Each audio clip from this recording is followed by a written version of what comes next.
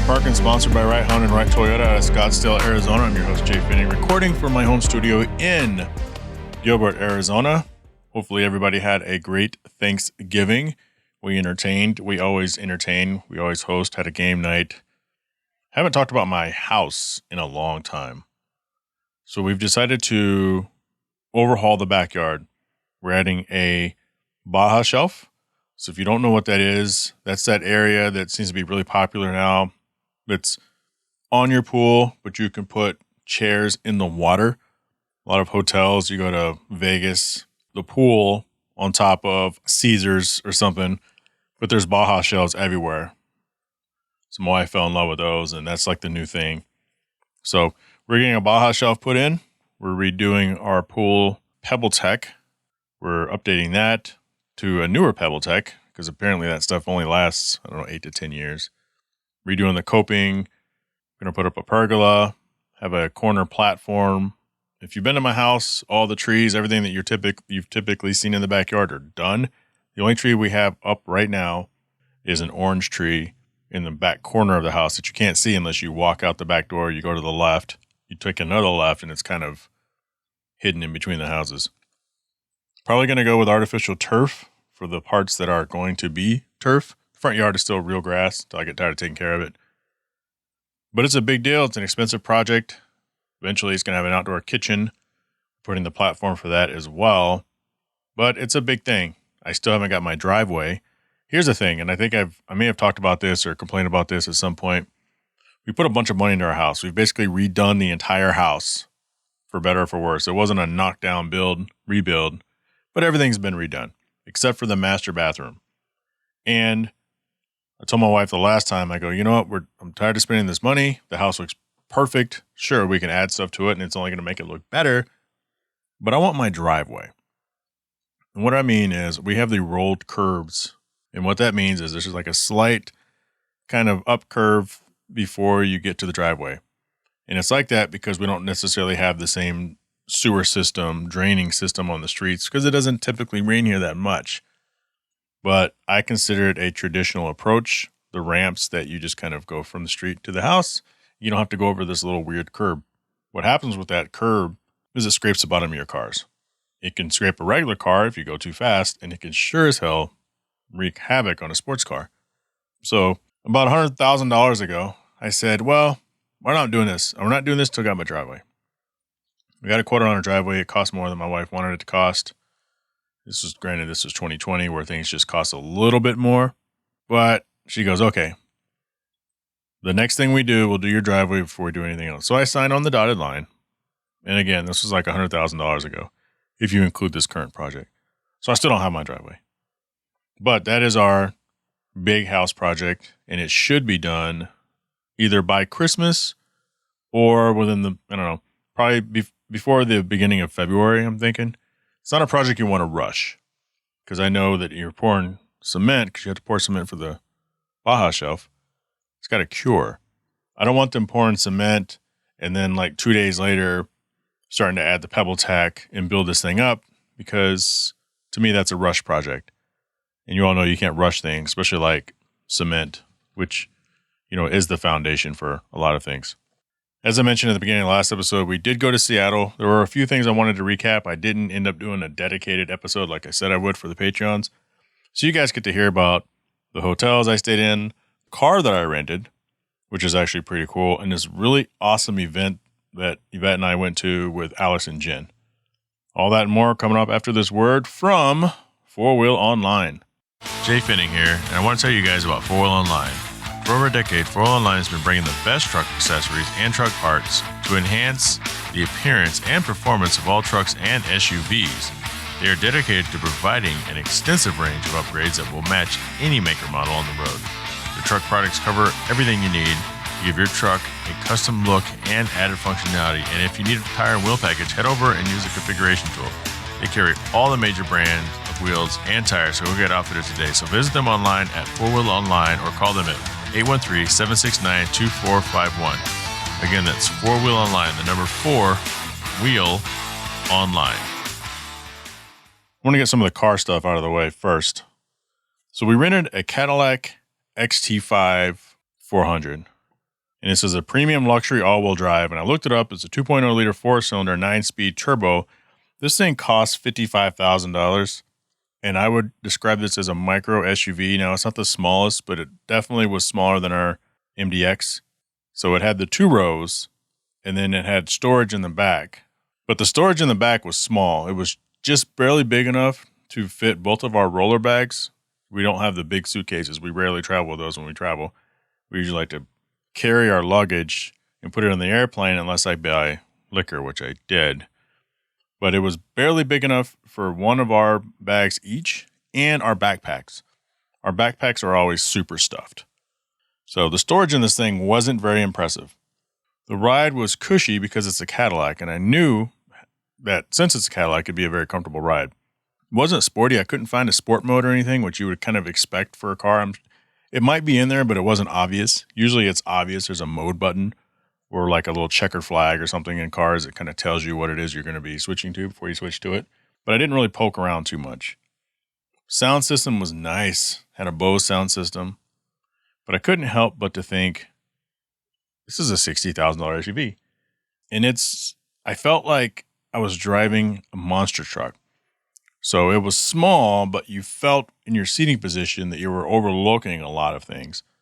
And so when you would turn, I wasn't sure if I was turning too short to hit the wall because it didn't have the right parking sensors either. It had the reverse camera and that was it. I would have expected for it to have like this really nice overhead bird's eye camera that many vehicles have these days, except for my MDX, unless we got the Advance, which we didn't. But one thing that this thing had that I loved, of course, it had wireless CarPlay and Android Auto, but it had the charger. Is it key charger? I never know, the QI charger. But the way it works is because I never go wireless anyway, you run the cable from the charger in the center console, and it's got this little hole. And you run the cable up the little hole, and then you can connect your phone to it, and your phone sits nicely down into this opening. What I realized was that opening is also a charger. So if you don't hook your phone up, it's still getting charged, which is awesome. A lot of cars have this. Rarely do I have a rental car or a personal car where the wireless charging actually works. It worked every single time. And we drove this car for a long weekend. We got to Seattle, a Wednesday night. We flew back Sunday early afternoon. Would I rent this thing again? Probably. It's kind of funny because when we got off the airplane, we went to the rental car facility and I noticed it way over to the left. First car. I was like, okay, there's a Cadillac. Now let's just walk and see what else they have. And they probably had 75 cars. We went all the way to one end. And usually I kind of rush because Yvette's always like, why do you always rush to the rental car place? I go, because you want to be the first one to see the car that you want. Otherwise you get stuck with some bullshit. So I walked all the way to one end. I go, okay, they don't have anything that I want. I'm going to walk to the other side, get the Cadillac. She goes, well, I'm not going to go anywhere until you figure out what you want, which I understand. It was cold too. I go, no, just come with me. There's a Cadillac way down here at the end, and that's what we're going to take. I already know that. So we get to the end, and she goes, how the hell did you see this car? I don't know how you understood what this car was when we first walked out that door, because I only saw like the sliver of the front, but it's like when you know, you know. So anyway, heated seats, all that good stuff. But again, that's the Cadillac XT5 400 premium luxury all-wheel drive SUV. But we took this thing to the winery and distilleries when we were in the Seattle area, up in Kirkland. We stayed at the Hyatt Lake Washington, which we've stayed there before. It's right next to Boeing. It's in Renton. The first night we were there, we stayed there and we had crab boil at this place. It was really good. But the thing is, I used to travel, as you know, I bring it up once every 6 episodes. But I used to travel so much. And when I stayed in Chicago in 2017, I stayed at the Hyatt Regency, or the Hyatt Centric, which is fantastic. I lived there for months. I signed like a long contract, just stay there. Got hooked up with fat points, got hooked up with a fat suite, like a 2-3 bedroom suite every time. Became great friends with the bartenders while I was there. But I earned the status of globalist, which is the top status you can get with Hyatt. Right now, I'm just a member, which isn't shit. But the last time I stayed at the Hyatt Regency Lake Washington, couple of years ago, I was still a globalist as well. And so when I checked in, the woman's like, welcome. It's your first time staying here? No, we've been here before. Oh, okay, cool. Would you like your welcome letter? I'm like, welcome letter? Yes, I would. I don't know what this meant. Was she literally going to bring me a letter that said welcome? Or was it like a letter and a little baggie with a couple waters and some snacks? You get that at some of the hotels. So she comes around the corner literally with a welcome letter. Super thick paper. I'm like, oh, this is fancy. But the system still had me registered as a globalist. So we got our parking comped. We were supposed to get access to the lounge. The door card didn't work, and I didn't, push on it or push the issue. That's like, my wife's like, go up there and tell them your card doesn't work. I go, well, I don't know. I mean, we're getting our free parking and we're getting late checkout. We can leave at 2. I don't want to really push the envelope here. I don't want to really push my luck. And she's like, oh my God, you're so, but I can't help it. That's how I am. Now, of course, would it have hurt for me to go up to the front and be like, oh, I'm a globalist and I can't get into the lounge so I can get the free snacks and the coffee and the beautiful view? Because they could either do it or they could say, I'm sorry, Mr. Finning. I'm sorry, Mr. Peffening. Looks like you're actually just a member. You used to be a globalist. So yeah, we're going to have to make you pay for parking too. So it's kind of one of those deals where I don't mind taking advantage of something if it's being given to me on something like that, but I never want to push it. Would it have been harmful? No, probably not. But I'm just not wired that way. But if you're ever in Washington and if you're looking for a place to stay, go to the Hyatt Lake Washington. It's beautiful. Of course, it's right on the lake. And I use points for that room. End up using a lot of points. But we got a nice suite and the entire wall you may have seen on social media, the front room and the bedroom, which is just separated by, like a pool curtain. But that entire back wall was all of lake view. You look down, you see the deck, all the chairs, and just nothing but lake. And it's freaking beautiful. Yvette said, I don't ever want to leave here. I want to stay here the whole time. This is my favorite hotel. I'm like, okay, well, we're going to go to the Fairmont, which she booked through her job after. So we were going to stay at the Fairmont from Thursday through Sunday, and then the Hyatt was only at Wednesday night. So we ended up going to the Fairmont. We check in. Oh, this is the best hotel I've ever. This is beautiful. I don't ever want to leave this hotel. It was the same. It was stunning in its own way. I'm more of the Lake Washington, Hyatt Regency type of guy. Big open spaces, new construction. It almost seems like something you can do as like a work retreat type of deal, convention. Just awesome. Almost felt kind of like a ski resort, although we don't go skiing and we haven't gone to a ski resort. But the Fairmont Olympic Hotel was downtown. We were 2 blocks away from the water, downtown Seattle. And that was really cool in itself. With the parking garage behind, in and out privileges. They use a QR code instead of you using your room key to get in and out of the parking garage. And I suspect because it's probably owned by a third party. But the lady at the front desk, because my wife has status because for a job, like, okay, well, let me text you a link to the phone you're going to use the most. And so I got the link, opened up his QR code. So I just took a screenshot. Every time I went in and out of the garage, I just showed the QR code and the thing scanned it and we were in and out. But the Fairmont was awesome. It's got a speakeasy in there right behind the bookshelf. I mean, you don't have to use a password, but if you walk up to the bookshelves and you look, you can kind of see through them to the bar. So we did that, song and dance, and they have their own vodka. Fairmont Olympic Hotel vodka. You can look it up. So the thing is, it's a honey vodka, and you can see like little chunks of honey and shit in there, or particles from the honeycomb.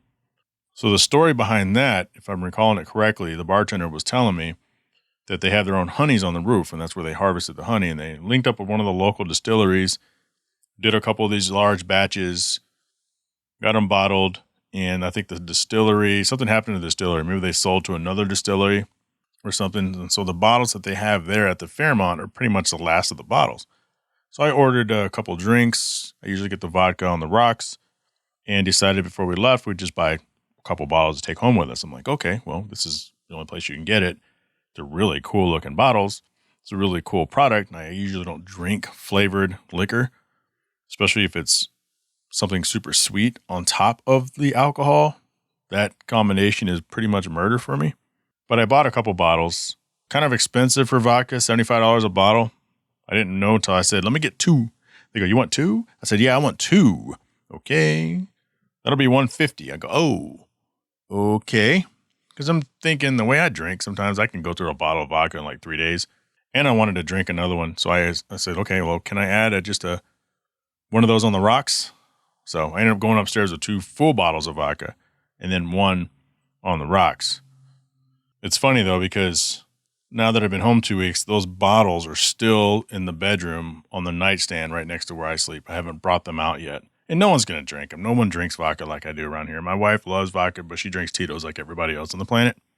But if I brought that down there, we might be sipping on it. But it's crazy because the last night I was in Seattle, I think I had too many. I had 2 doubles back to back when we'd come back from the Can Seattle with Alex and Jen. So they came back to the hotel.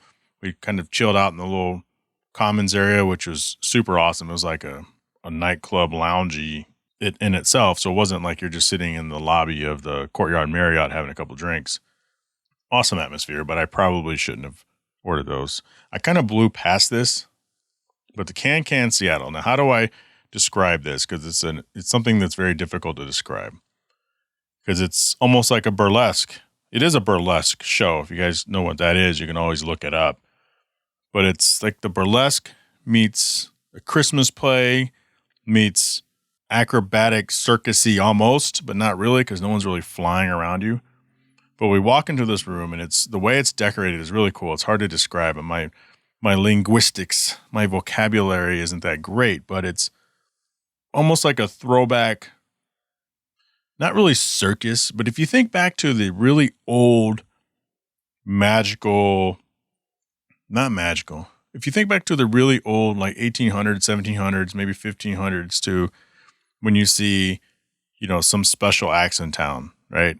So the bearded lady and the 3-headed man, and this woman can read your palm, and they have those weird curtains and the kind of the weird lighting and the weird music. And I think you all know where I'm at now with this and this description. Almost old school Louisiana type curtains. I don't know, but you know where I'm at. So we go into this room, we sit down, and there's this long stage, and it's like an L-shaped stage or a V-shaped stage. So we're on one side of the V, on the tip. And then so the way it's set up is so everybody in the room gets pretty much the same view. Now you can sit along the stage because it's kind of like a catwalk, like this long, narrow thing. And in the middle, at the bottom of the V, is the main stage where the big curtains are. So the host comes out, super fun, energetic guy. And, he's introducing himself, plucking people from the audience and getting them involved. And so this show ends up being like this really cool musical play, dancing thing. Like, it's not something I'm typically into. Now, Alex and Jen have been like a couple dozen times, and they confirm that the show changes depending on what's going on, right? So it's holidays time, so it's a holiday-centric show.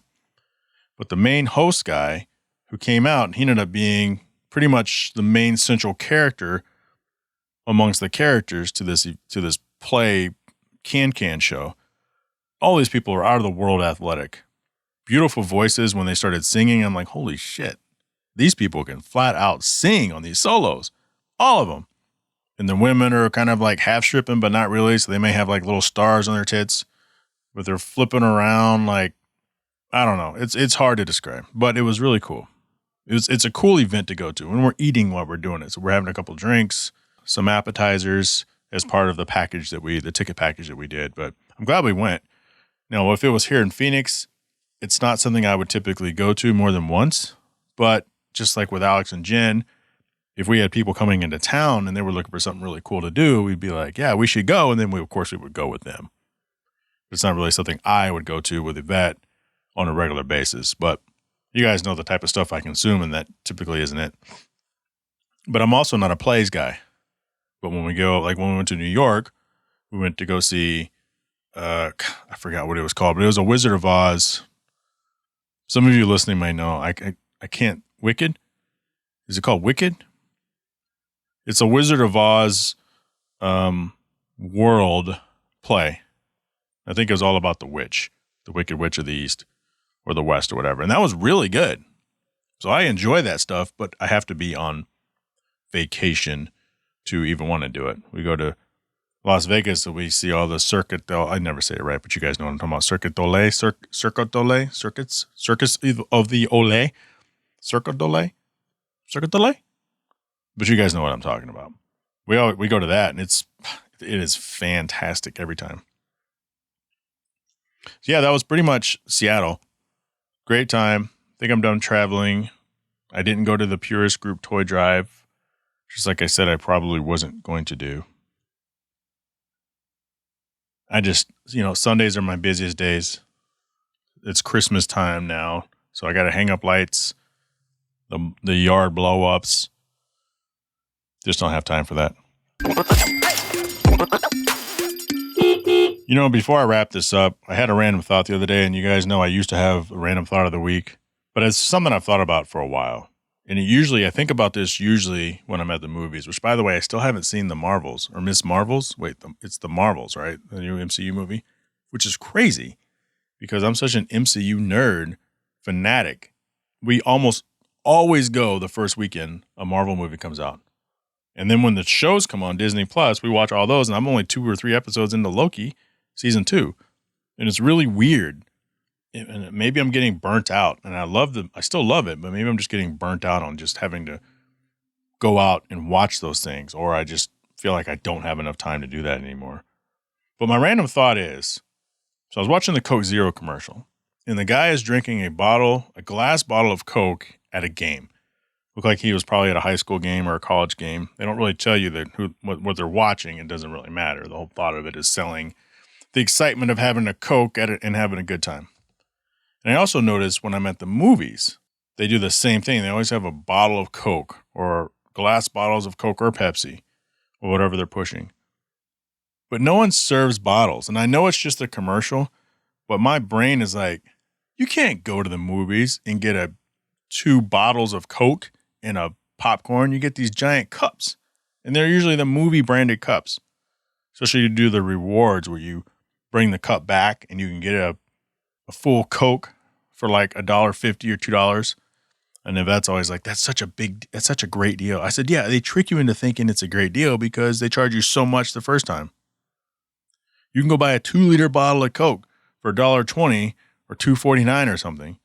Yet all of a sudden it's a great deal when you go to the movies and you bring your 2 or 3 cups, and now you've spent $6 on Coke products or soft drinks. It's not a good deal. Anyway, I'm getting off point here. But do you guys notice that? Like, am I weird for noticing stuff like that? Like, don't show me bottles of Coke.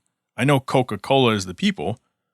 There's plenty of ways to tell me that Coke is sponsoring this or owns your movie theater or whatever without showing me a bottle of Coke that you have to go into some gas station just to find a fucking bottle of Coke.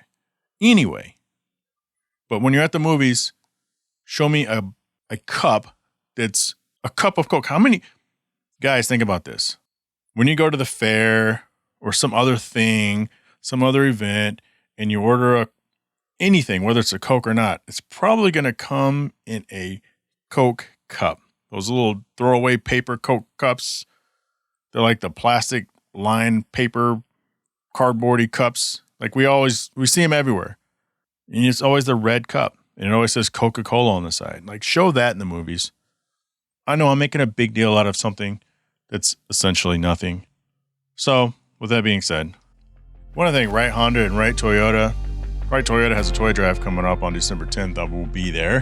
Day after Fuel Fest. Full Online, Cell Shop Wireless Services, Patreon business supporter, Kuya Automotive out of Winter Garden, Florida, Automotive Specialty Tools out of Owings Mills, Maryland, Pell Construction out of County, Michigan, Big House Small Home Design out of Ashford, Virginia, and Traverse City, Michigan, Shaping Success with the one and only Wes Tankersley out of Boise, Idaho. If you're in a position to help the podcast upgrade, you can join the Patreon for as little as $3 a month and get access to bonus audio as well as show swag. Special shout out to new Patreon, Yasu out of Japan. Welcome to the party. Also want to thank Mark Stolman, Catherine Cox, Eddie Ramos, Richard Graves, Byron Jones, Bo Jung, Alice Kamina, and Drew Bunkley. Email the show, hardparkingpodcast@gmail.com. Follow me on Instagram @JFinning. Join the Hard Parking Violations Facebook group. You can post whatever you want, honestly, on that group, but don't be one of these random bots from China posting, I can't believe how good this sweater is. And also remember, I can't grow that you're telling the world how great the show is. Let's do this. Let's grow this thing together, and I'll talk to you all next week.